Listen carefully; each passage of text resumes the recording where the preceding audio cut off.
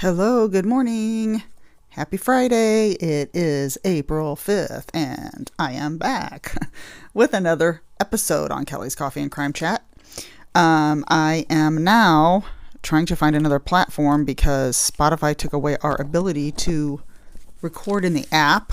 So I am using GarageBand again. I used this when I was just starting out, and it's really easy to do, and I think it sounds really good. I just don't know how to add theme music to the beginning of it. So I no longer am able to do a trailer like I did before. I am no longer able to do theme music. I have recordings of different theme music I can use. I just don't know how to drop it in the episode at the beginning. I don't have the ability to do that now. So, because Spotify will not let me in the app to do it. I don't know why, but they just won't. They just changed everything on us. So I'm looking for another platform right now, and I'm hoping to maybe find one. I have to use my mobile phone for recording because my computer will not do it. And it's really not worth buying a whole new computer just to do this. You know, if I can do it on my phone, I would much rather do it anyway. So this is episode number 102, if I'm not mistaken.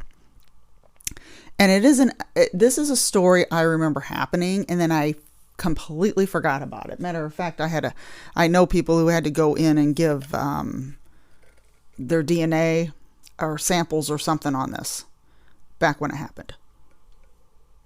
I'm drinking a coffee called This Coffee Tastes Like Peanut Butter Cup.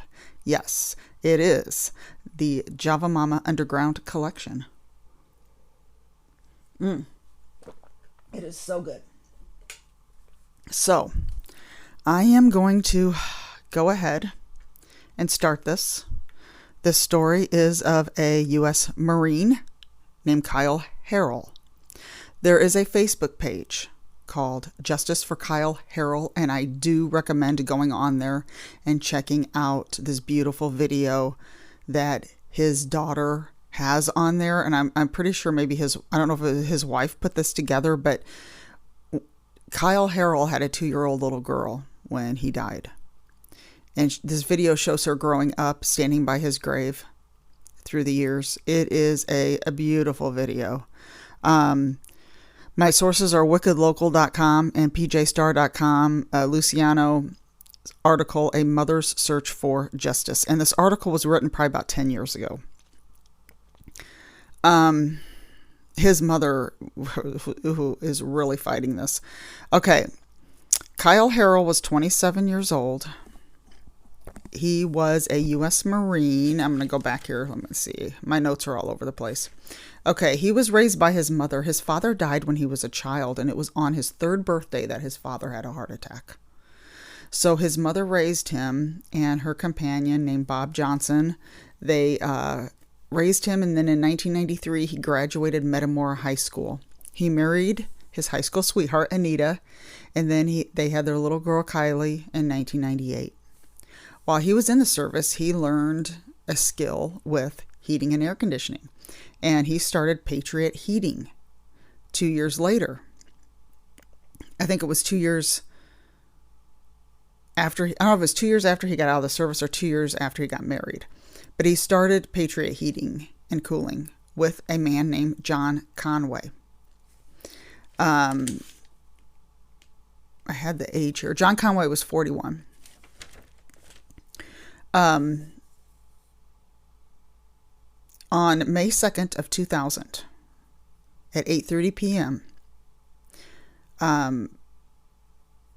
Kyle was going to meet a man named Frank from Chicago. He was going to buy some ice machines for his business. So this Frank was going to sell him some ice machines. So at 8:30 p.m., he was supposed to meet him on a dirt path near Interstate 474 and Kickapoo Creek Road. Now this road is called Sanitation Road. And it's right outside Bartonville. I had no idea this road existed. Of course, I don't go down, in the area down by Kickapoo Creek, but I just did not realize that it was there. Anita couldn't get a hold of Kyle all night. So she called the next morning. The police went to search, and they found Kyle next to his pickup truck, shot in the face and the chest. And I remember when this article came out, they didn't exactly say where he was shot, but that's where, according to this article, that he was shot once in the chest and once in the face. They could not figure out who did this, as he had no enemies and he had no prior record of violence, nothing like that. But they were able to go to find some evidence. They found phone records. There was no Frank. Frank did not exist. The calls were made, they believe, by a Daniel Mays, who was the cousin of John Conway. A week later, they found a sawed-off shotgun. And that was near McNaughton Bridge in Pekin, and it was traced to John Conway's father. John Conway's father gave this gun to him in 1996, shortly after purchasing it. The police took Daniel Mays' boots to look at the prints from the imprints at the murder scene, and they matched. So here they got a case. They found out that John Conway, Kyle's business partner, would gain ownership of Patriot Heating if Kyle were to die. He had 6-figure life insurances policies on Patriot in both of their names. John Conway did. There was a civil suit that Kyle's wife, Anita, won against John Conway. So she was able to do a civil suit. I'm guessing, I thought I read that it was a wrongful death suit, even though they haven't been charged with this, but they are suspects, and all the evidence points to them. So she was able to win that, which is awesome. And Daniel Mays lives in Pekin, a trailer down by the Illinois River. And he declined anything for this article that I read. But funny that John Conway just took off and now lives in Casper, Wyoming State. He took off to Wyoming State right after Kyle was murdered, and runs an heating and air conditioning business. This case is not solved, and these guys are living their lives. This doesn't make any sense. Why this has not been solved, I have no idea. They've got the evidence. They just don't think, they're afraid of this being an acquittal. Why would it be an acquittal? And if it was, at least you're charging these guys and putting them onto trial and trying to get them. I don't understand why they're just letting this go. This makes no sense to me. And they're fighting. His wife is fighting, and his mom is fighting. And I'm not sure exactly. Now, his mom would be in her 80s now. I'm not sure exactly. I'm hoping that she's still with us, because this needs to be solved. And I wanted to talk about this because this is ridiculous. This has went on all these years and nothing's been done. Nothing has been done. I read that Daniel Mays even failed to show up at some of the court hearings, or at least one of them. So why hasn't this been solved? It just upsets me so much. But I have a phone number here. If anybody has any information, Peoria County Police Department, 309-697-8515 is the number. There has been rewards out for this. There's been all kinds of things. And this needs to be solved. I'm sorry, but I just cannot believe that this is still a cold case after all these years. This poor man, this poor family, my heart goes out to you. And Anita, keep fighting. I know they won't give up, but I just say, please keep fighting. And your little girl is just amazing. And it's a beautiful, beautiful video on the Facebook page. I do have another case I want to talk about. This is Carmen Charneco, if I'm saying this right. Charneco is her last name.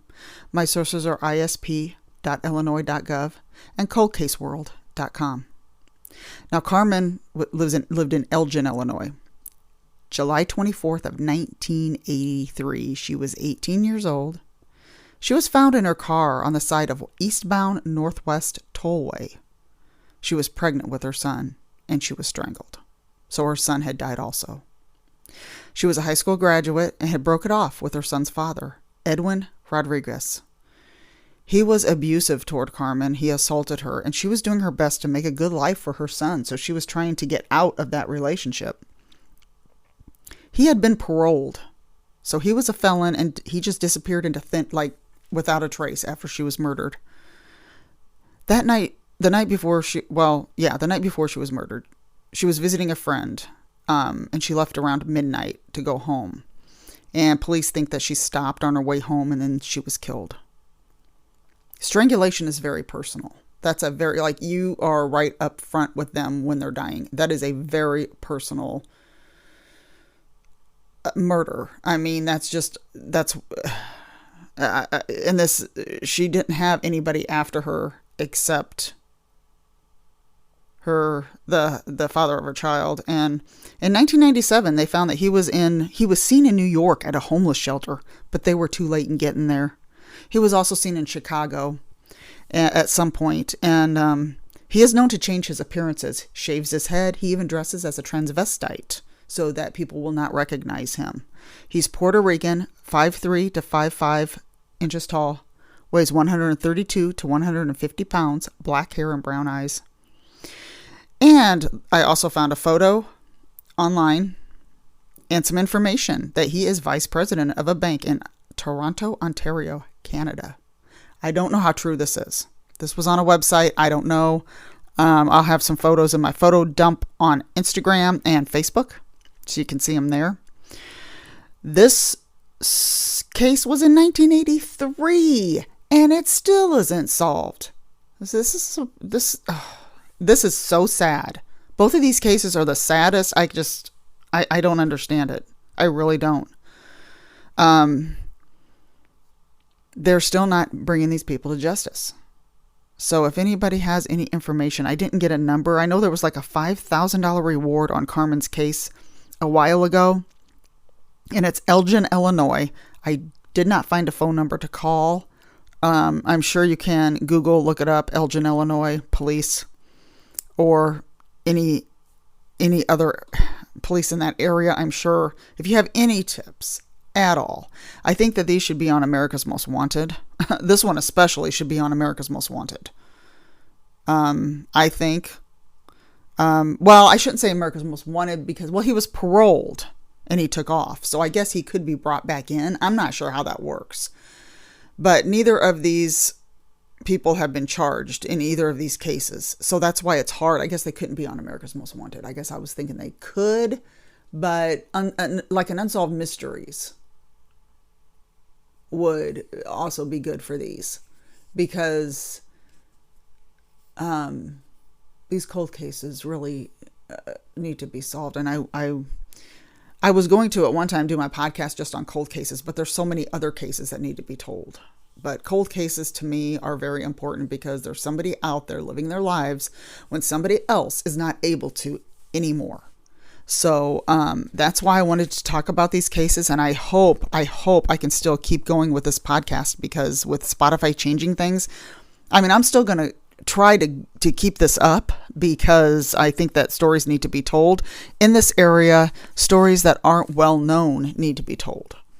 And so I'm still trying my best to get these out there on the platform without using the app, the Spotify app, because I can't use the app anymore. So I'm trying to do it by the web, and it's a little bit more tedious, but I'm doing it. So that is all for today. I hope everybody has a wonderful weekend. I haven't been doing much. I did start watching a series on Netflix, brand new, called The Unexplained. It's very good. I've only watched like 3 or 4 episodes so far. And the third one is about those guys, and I forgot where it took place, but they went missing on their way to a basketball game or something. This was on a podcast at one time. I heard it. It was either Crime Junkie or it was Going West. I can't remember which. But it was on a podcast, and they had disappeared going to a basketball game, and then they found their bodies. But they never found out what happened. I might go back and watch that one again to get more information on that one. That one just really is very bizarre, and along with some of the other ones, it's very good. If you like the unexplained, there's like a ghost one about a ghost in a plantation in Louisiana, and then the first one is about, which I didn't know this. When it first started, I thought it was going to be about Travis Walton from A Fire in the Sky, the guy in the 70s that got abducted by aliens, but that's not what it was. But it took place in the 70s. But it wasn't about Travis Walton. It was about another guy that I did not know about.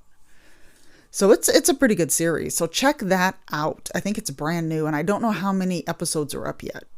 So that's all for today. Have a wonderful, wonderful weekend. Thank you so much for your prayers and thoughts for our family during the time with our dad. Easter Sunday was very sad for us, and it's been a rough week, and we still have to go through things of my dad's and plan his celebration of life. So I want to thank everybody for your thoughts, prayers, and everything.